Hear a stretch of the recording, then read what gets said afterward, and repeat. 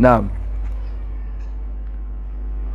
Kale Sheikh abadde asaba tuddemu dhikiri eri naye nza mudakika ezibula ngero dakika 3 tugenda kikoonako kamalize wano insha Allah tusembiyo dhikiri eyogerwa nga tumaze okola ki adhani ngekoze ki ngewedde.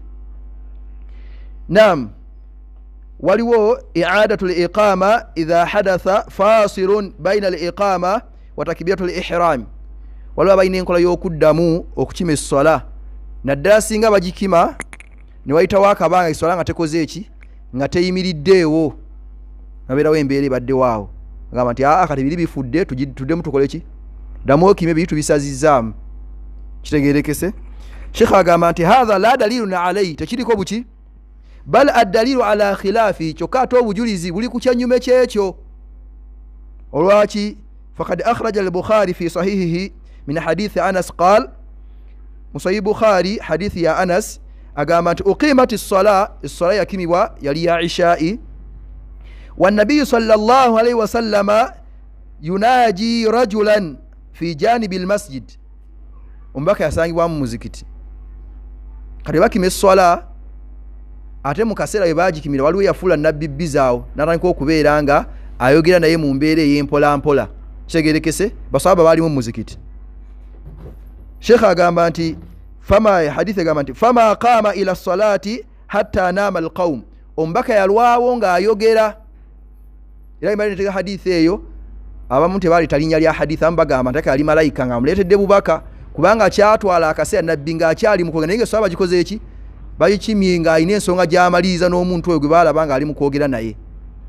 Okumanya kyawanvu n'abali muzikiti batandika okwebaka kitegeerekese kwa mujjo budde abantu abakooye neifanna bwe bityo kati akabanga kaagera n'alaka n'okwebaka naye agamba nti walam ya'muru an-nabiy sallallahu alaihi wasallama bi'adati al-iqam. Yamala okumaliza ensonga eri batandika butandisi kola ki kusaala kitegeerekese ekyo. So kitegeeza nti omuntu okuleeta ensonga egamba nti bwe tulwawo nga bakimye esswala nga tetunaba kusaala tulina kuddamu kukola ki ekyo si kituufu tuli fenna. Era mu hadithi tufunamu ekyokuyiga nti naddala wayinza okuba nga waliwo ensonga nga nkulu nnyo nga yeetaaga kumaliriza esswala esobola okusooka neeyimiriramu kitegeerekese ekyo.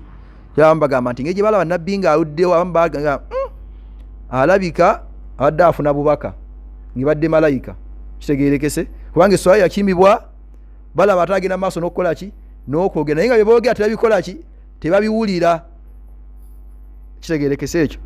So ne tujjamu ekirala nti mu mbeera yonna omuntu yali badde yeewala ekintu ekiyinza omumufuula bize ng'ali mu ssala kyetagisa kukimaliza asooka akikole ki akimalize ddala ekibanga tekirinda dhani okusaala ng'ali ku waasiwaasi n'alaba nga imamu bwaluddewo okumaliriza neifaanana bwe bityo kitegeerekese ekyo. So tugamba nti tekiriko bujulizi nti okukimibwa esswala bwekimibwa ne watwala akabanga tetusadde tulina kuddamu kukola ki tulina kuddamu kukima swala. Ekisembayo tulabe ensonga ya muganda waffe gyataga ezikiri yaitu giddemu al-khuruj min al-masjid ba'da al-adhan li ghayri haja. Okufuluma mu muzikiti nga amaliriza okwazina ng'osangiddwamu n'ofuluma mu masjidi owatali nsonga nkulu nnyo. Sheikh agamba nti rawa Muslim fi sahihihi an abi Sha'tha'i qala ono sahaba tugamba nti kunna qu'udan fil masjidi ma abi Hurairata. Twali mu muzikiti nga tutudde nani nabi Huraira fa adhana al-muadhdhin omwazina akola ki nayazina faqama rajulu min al-masjid yamshi. Amu ku basajja mwalimu omusajja yali mu muzikiti n'afuluma yamshi nga atambula fa atbahu Abu Huraira basarahu. Abu Huraira namugobereza amaaso bwati nga akola ki nga afuluma hatta kharaja min al-masjid nabulirayo faqala Abu Huraira n'agamba nti amma hadha oyafulumye faqad asa Abul Qasim ajemiri tatawani wa Qasim ngatizo mbaka Muhammadin sallallahu alayhi wasallam. Qala an-Nawawi fi sharh al-Muslim. Imam an-Nawawi bweyanyonyole ekitabo kya Sahih Muslim yagamba tifihi karahatu al-khuruj min al-masjid ba'da al-adhan. Mu hadithi mulimu okutamwa okubeera nti omuntu afuluma ng'amaliriza okola ki okwazina n'afuluma mu muzikiti hatta yusalli al-maktuba illa al-udhr okujjako ng'amaliriza kusaala esswala gy'adde alina okusaala oba okujjako nga waliwo ensonga amakulu amaliza okusaala okakole ki afulume amma okufuluma nga amaze okwazina atanaba kusaala tugamba nti kikola ki kitamwa n'agamba nti wallahu a'lam Allah yasinga okukola ki Allah yasinga okumanya Sheikh agamba nti wa amma dalilu jawazi al-khuruj min al-masjid al-uthuri aw al-haja wabula ate obujulizi obunywezawo okuba nti omuntu akkirizibwa okufuluma olw'ensonga ayinza okuba alina ekimusonyiyisa oba ensonga yonna eberiwo obujulizi obumukkirizisa okufuluma bwe buliwa yagamba nti mu hadithi yajamu al-Bukhari mu hadithi ya Abi Hurairah radhiyallahu anhu agamba anna Rasulullah sallallahu alaihi wasallam kharaja wa qad uqimat as-salah bama lokima lumwe as-salah tuli fenna ate omubaka Muhammadin sallallahu alaihi wasallama nafuluma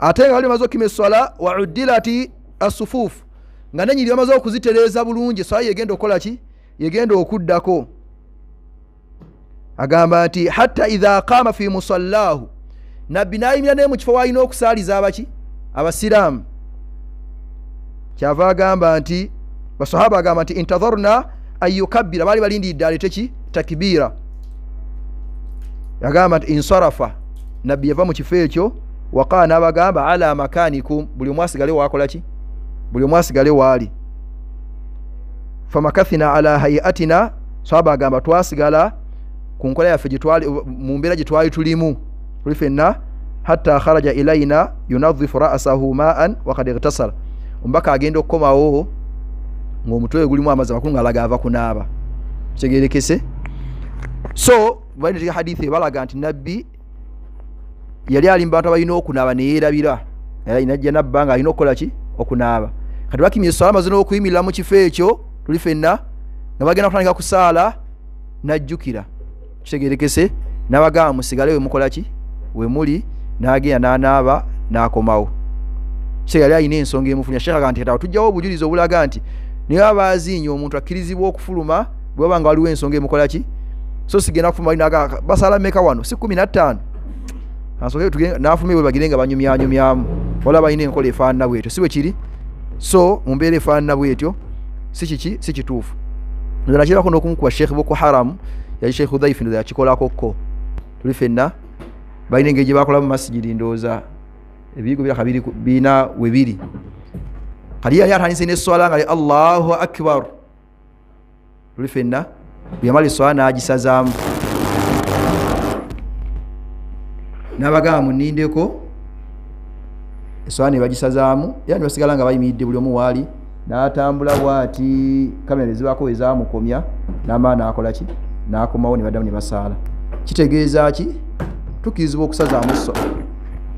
okusazaamu esswala lwa waliwo ensonga ekola ki eriwo naye kati simanyi oba baffe wano basobola okukulinda agamba nti munindeko nekyobulabe ekirala ekirimu nti n'emiziki gyaffe embeera gye gizirimu kati nga kyakulabirako wano kale mba nyina kumala webawuzu nyina kumala kwetoola genda luddawa genda eri mmanjo obugumikiza bayinza obutasobola kubeera nabwo kitegeerekese okoze ki obusiraamu bwe buvuddemu bayinza okuyomberaawo Allahu akbar saba Allah atuwa obugumikiza mutuufu tulina ebintu ebimu bye tukola naye nga si biki ate abantu tuteeka mu mbeera ya imaani imamu asobola okukola ekintu kyakoze ng'akikoze irimu agiina akimanyi kyakoze naye abatuuze ne batabuka tuli fenna yalifunye omulala tewali mulala asobola kusaza yasobola yekka tuli fenna tujje tulonde ne imaamu omulala bayinza n'okukwagala okukugirako awo Allah bano si bangu tuli fenna saba Allah atuwa obugumiikiriza saba ebitiibwa mu fiqhu w'esswala bayima batusa kiraba nti balina okubanga ebintu bye babimanyi bw'aba alina kyakoze mugumiikirize ku kyo kitegeerekese mugumiikirize ku kyo bwe basobodde kubaako gwasikayo najja nadda mu kifo kye n'asaaza nakyo tekirina buki tekirina buzibu tuli fenna naye ekyo nakirabako nga sheekha akikola ku kamera zino ezajja ezibeera buli wamu naye sitegere nga baki ekiguddewo olina okulaba ng'atambula bw'ati n'abaako kamera we yakoma teyamulondola mpaka gye yalaga n'akomawo ne bakola ki so n'omubaka Muhammad sallama lwakuba nti ye ekiri ku mubaka ekyenjawulo ekiriwo esswala ye tennabakola ki tennatandika tuli fenna naye ng'atudde amaze n'okuteerera mu kifo kye ne layini bazitereezezza dda n'abagamba makaanukum buli omu asigale waali n'agenda n'akomawo tuli fenna abo ebitiibwa tujja kwongerezaawo naye mukize tusembyeyo sheekh abadde abo ensonga gye twayogeddeko. Hadithi ya Jabir eri mu Sahih Bukhari, omubaka Muhammadi sallallahu yagamba nti man qala hina yasma'u nida Allahumma rabba hadhihi ad-da'wati at-tamma was-salatu al-qa'ima ati Muhammada al-wasilata wal-fadila wab'athuhu maqaman mahmuda alladhi wa'adtahu. Bigambo bimanyikiddwa ebiri mu hadith. Ka Sheikh nakona kubyongerwamu naye nga tebiriimu. Mwuni kye musinga ko kimanyi namwe mukiwulira ku radio, innaka la tukhlifu al-mi'ad. Bifenna so muzikiri ente kikola ki tekiriimu. Kujja waliyo hadithi tuyinza okufaata n'agituukako nga mwekiri tekinaako na buki. Obukulu bwa ilmu eno kyomanyi kyosomesa oba kyotuuseko kyokola ki kyosomesa. Tulifenna kati gwe oba olinayo ekyawukana bwekityo togenda kukigaba mu walimu lwakuba enkola ekyabula mu bantu. Tulifenna amu afuna waatandikira nenda bagamba ddabo tebaasoma nalinaga dhalika mablaguhu min al-ilm, mu mbeera yakujeregerera kitegerekese tewali alina irimu yonna yonna nga yagimalayo. Tulifenna kyensomye nenkitegeera nenkituukako kyensomesa abantu. Bwe tufunayo ekyenjawulo era kyabuvunaanyizibwa ekiraga omuntu omugunjufu mu ilmu okukomawo n'ategeeza abantu tuli twali twayogera bwe tuti naye nyina ensonga gye nalabye eri bweti ne bweti. Eri mu bweti bwelina okukola ki? Bwelina okutambula. Naye n'abalimu nabo tebaagala kuyiwa buyinja. Banda abatya nga ndi ebigambo byange. Kitegerekese. Ne bana abasiniya mu sitami ono ne bagamba seke byasome bifu. Tulifenna ne batandikiraawo okujala ha sheikh okumukubamu ebituli n'ebifaanana ebituli. Eyo nno nkola si ntuufu mu ilmu. Oba ina kyotegedde oba ina mwalimu munno mugaye nti olina kuwayogedde kano bwe kati ni waliwo hadith eno gwogobere ng'okoze eki so si kusinziraawo kutandika kupima irimu y'abaki y'abantu nakujeregerera. Kitegerekese ekyo ngera nyina mukadde waffe gwe nalabye endoza addaddamu ku baali boogera ku dhikiri zino zemutera okwogera oba adhikari zemutera okwogera amba tulozeeko atakuna damu ramallah ashhadu an la ilaha illa Allah nastaghfirullah nas'aluka al-jannata ilahi wa na'udhu bika minan nar. Kalo sheikh yali akikuba ngamba tekiriyo baba ali mu kuyimba. Ulifenna akayimba bayina akayimba ako bigambo biwulira birungi. Kalo liwe yazzeewo kumuddamu mukadde waffe nayo omulala. Ulifenna yasose kubanga ajamala nasoka n'amuwana sheikh ayina irimu shine ifana we omumanyi n'ebifaanana bwe bityo nayinza okuba ensonga eno tagimanyi oba n'ebifaanana bye yagenza okumaliza atandise buli n'amalanga ayonoonye. Dhalika mablaguhu min al-ilm. Siga irimu yaabwe ekoma kati tebabimanyi. Ali naye mukoga n'agamba naye olaba amanya abalaga hadithi nti nafukuga n'amaliriza ate nga naye yeekoze eki. Kati tugamba nti ffenna abasomesa abantu tulina okubeera abeegendereza ima mu mbeera y'okuddamu omuntu aba alina kyakoze eki. Lwakuba nti munnange obuzibu buyina buli muntu alina kagurupu ke kayagala okukola kikayagala okukakasa nti nange wendi. Sheikh mutuddiremu oyo yayogedde bw'ati. Tulifenna era bangwa n'okusindika bu video okugundiza abama sheikh nga baagala ddemu olusamba baagana bakoonaganya bwe bati. Sheikh omulabo byayogedde bituufu ebyo. Sheikh mutuddiremu oyo. Sheikh ne n'alyoka ajja ng'azimbye ebiwawatulo byonna n'atula mu ntebe kati alina ze nalabye entebe zino omwalimu atula mulinga alinganga ali muki oba ng'abe muki. Kati Allah batogene kamera wezikutunulamu bwe ziti bano media no we neri bwato wegeneza oyinza obutogera ebitali oyinza okwogera ebitaliyo. So Allah atase ekikemo ky'emitimbagano gino giyamba gigasiza abantu bingi tubitegeera tulifenna naye ate tulina okubeera nga tugikozesa buki tulina okubeera nga tugikozesa bulungi n'okulongoosa enniya zaffe nga tusomesa tunoonya kuyigiriza abantu na Allah kutusiima so si kufuna zi likes na ba followers baki bangi other gye bijja okuggwera tujja kumaliza eddiini tugikoze eki tugyonoonye tufaaneko nga abantu babulooga n'ebifaanana bwe bityo. Mukkirize obudde waffe bwewe bwennyini tukomaawo tusaba wakitiibwa Allahu azza wa jalla atuwa obulungi obuli mu lutulo lwaffe luno. Tusaba wakitiibwa Allah birwakola ku mwezi gwa Ramadhaani abeere nga abikkiriza abanafu muffe Allah abeere nga ate atugyamu obuga atuyambako mu kubeera nga twongeramu amaanyi atuteeka embadde abanaava mu Ramadhaani nga balina kye beekoleddewo. Era maliza nyongera kubakubiriza twongeremu amaanyi tetunafuwa ayyama maadudat nakumbale bubazi era Ramadhaani agenda lero tusiri lunaku lwakumeka lwa 10 tujja genda okudda wano olwokusatu oluddako Allah n'abatuwadde obulamu nga amawulire malala 17 tufenna wa barakallahu fikum wa jazakumullahu khair wassalamu alaikum wa rahmatullahi wa barakatuh